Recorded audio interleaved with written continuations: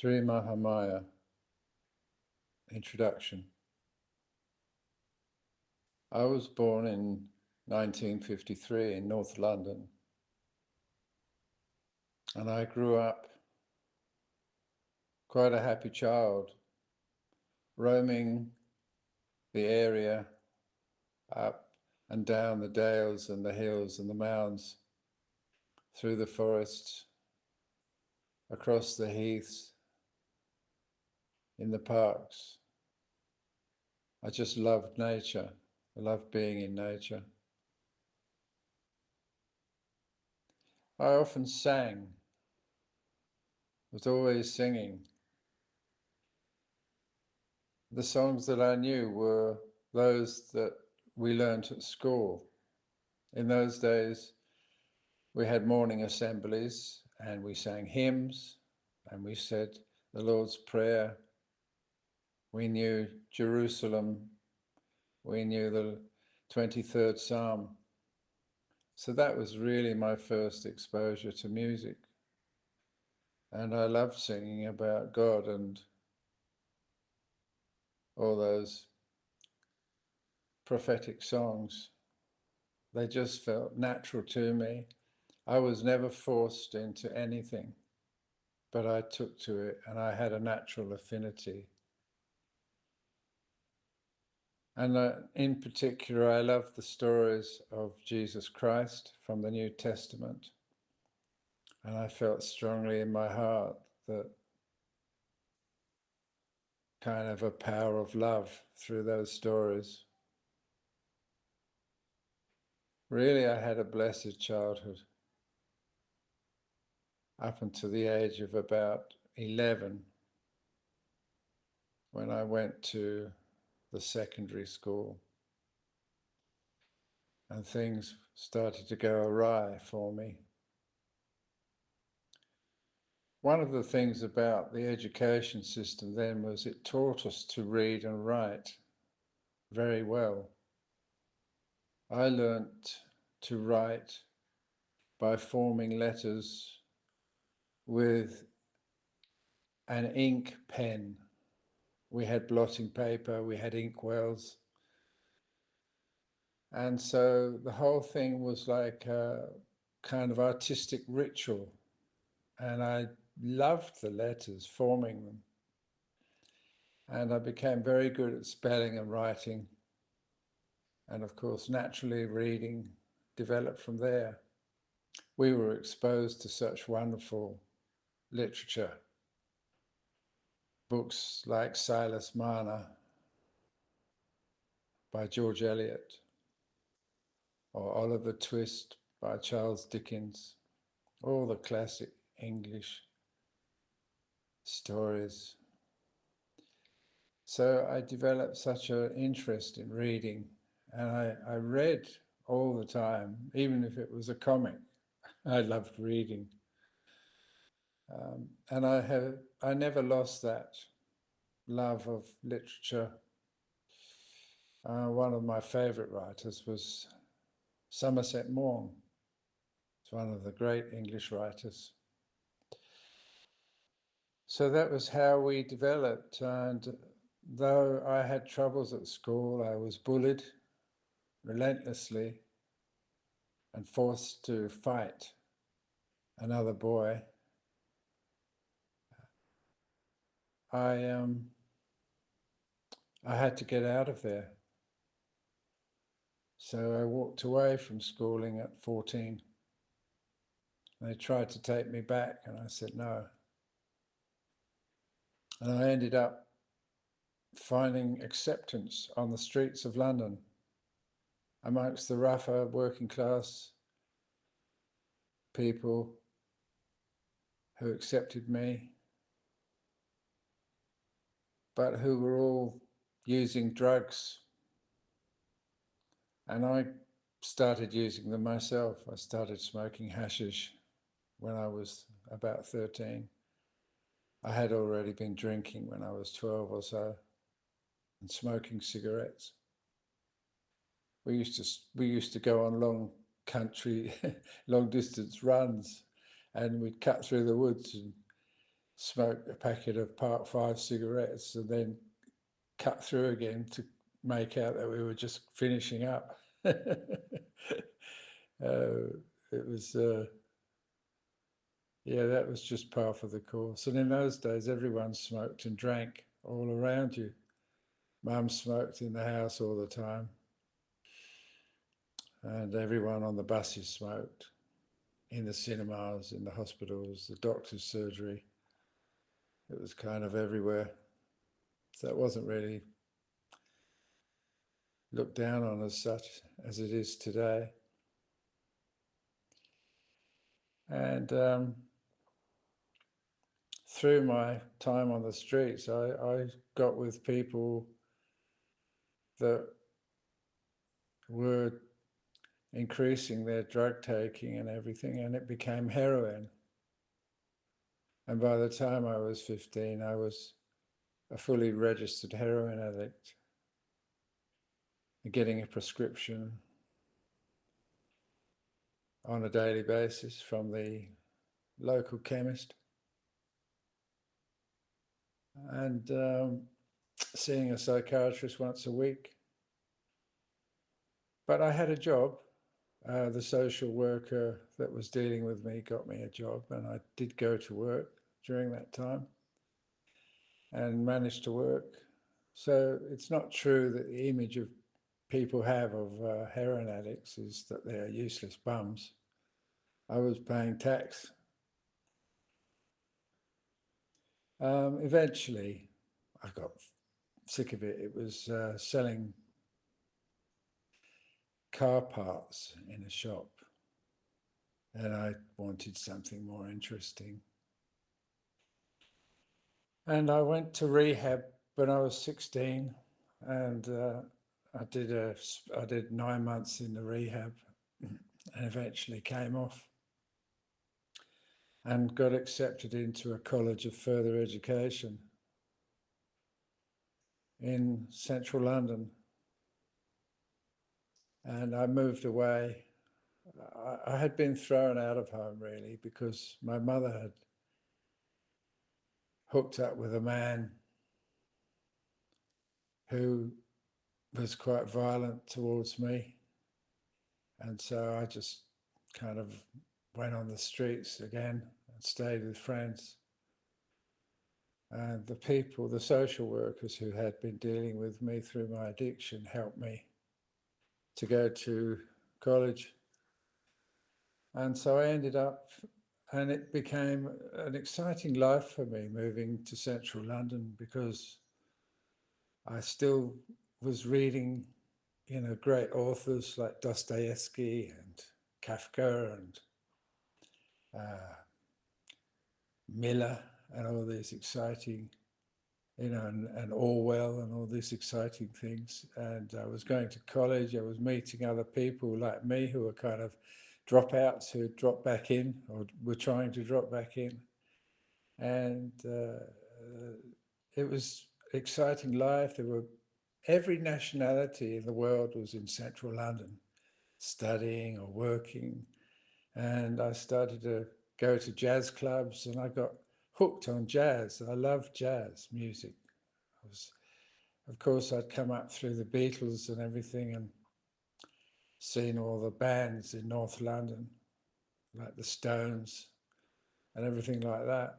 But when I heard jazz, something tweaked in me, and I got right into listening to jazz and going out to jazz clubs. And started meeting girls. Don't forget, I was like only 17 at this time, still quite shy and introverted, but I was breaking out and I was going on the scene, and then the booze was happening again, and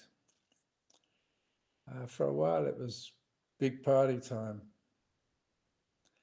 And then I sort of crashed out of that, and I never had anywhere permanent to live. I just went from one thing to another. And if I needed money, I got a job. And somebody said, oh, you can go abroad for 20 quid on the boat. And that got in my mind, and I got a passport and went off to France, picked grapes, stayed away for about 9 months, came back, and went back into the same scene. And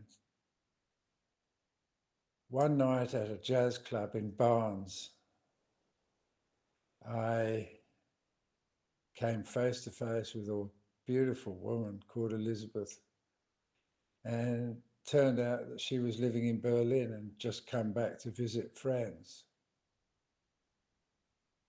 And we fell in love. It was a wild, romantic thing that just lifted us off our feet. And we spent a lot of time cycling around London and going for swims and things like that. And she eventually left, and I just decided I couldn't live without her. So I was just like 18 at this time, and I just went. I hitchhiked to Berlin from London. Got stuck on the motorway because I didn't know you weren't allowed to go on the motorway. And then eventually I did get to Berlin, and she was pleased to see me, but also she said, "What are you going to do with yourself?" I realized I had no money, and I had nowhere to live permanently. And she helped me a lot, and I got a job working in the British military hospital, and I got a shared apartment. I ended up living there a couple of years. It was a beautiful city, beautiful place to hang out, but I seemed to have something inside me that I couldn't control. And eventually it became like a dark cloud forcing its way up into my mind. And I had to have relief from it. And I got back to smoking opium, and then, of course, I was taking heroin again. And I got into a bit of a mess because there was no government support in Berlin for heroin addicts in those days. So I ended up dealing heroin just to keep my own habit going, which ended in being arrested and put into a jail cell. And then I was bailed out to appear in court. And I was fortunate that the man I was sharing an apartment with offered to help me get back to London. And so I called my former psychiatrist at the clinic I had been at, and I told him I was addicted to heroin again, and I asked him if he would help me. So he told me to come back, and he'd put me on a script. And that's how it happened. I got back. I started getting, he didn't give me heroin, but I got methadone this time, and I managed to wean myself off that. And I was just living hand to mouth, working at builders, labourer, working on film sets, doing anything for a quid, spending most of it up in the pub and flirting with women. And it was kind of just on a treadmill of going around doing that. Like everything had to be a party for me, and I had no off button until the money was all gone. And something happened that a friend of mine who was doing street theatre asked me if I'd come and do a improvised piece with him. And I got into acting with him, and we started doing London clubs, like playing sets, intervals between musicians. And then from that, we were part of a drama centre where we could go and be in small plays and things like that. And I decided I should go to drama school and do some serious study. And I kind of got myself cleaned up a bit and started getting a bit fit and training my voice up a bit. And I learnt some audition pieces, Shakespeare and things like that, and managed to get into a drama school called East 15 in Essex. And it was there that another romantic episode, I call them romantic delusions now, but I was full of them. I met the woman who was going to be my wife, and within the first year we were married, and she had just completed her studies in directing. And she said to me, look, I'm going, she lived in Perth, Western Australia. She said, I'm going back there. Would you like to come? And I said, yeah, let's go. So that's how we got to Australia. And within the first year, she got pregnant with our first son. But by this time, the cracks were showing. I wasn't so hale and hearty and able to overcome things anymore. It was really the years of addiction since the age of 13, 14, were weighing upon me quite heavily. My health was suffering. My mental state was depression. And I felt empty inside, just empty inside. And all my spiritual leanings that I had just didn't seem to amount to a direction that was helping me. And the books I'd read didn't seem to amount to anything that was helping me. I had a certain awareness, but I guess I'd given up and I didn't know which way to turn. But I made a last-ditch attempt with acting to get into the movies, and we moved up to Sydney. And that was where our first son was born. And when he was born, it was so special that I was there at the birth, and I felt such joy and I felt such absolute surety that God was there and real when I saw him born. And that was a big realization for me. I felt God's presence so strongly and so real. And I knew that God was such a tangible, real thing. And it was interesting, my first son, later was given the name Sri, which means support of the spirit. So we had him and we went back to our apartment and we were living there. I had failed at all my acting chops and I was now working as a night porter in a hotel. And it happened that above us in an apartment was a woman that my wife befriended and invited her to a meditation program called Sahaja Yoga Meditation in Burwood. And when she came back from there, she said, the people told me that I should bring my husband. And she put some literature on the table, some pamphlets. And I didn't think much of it.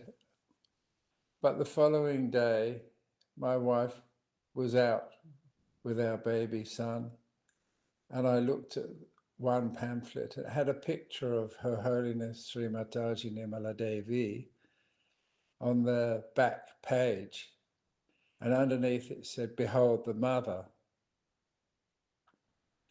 And if you hold your hands out to this photograph, you will feel the cool breeze of the Holy Spirit. And I felt it straight away. And when my wife returned, I said, "Okay, I am going to go with you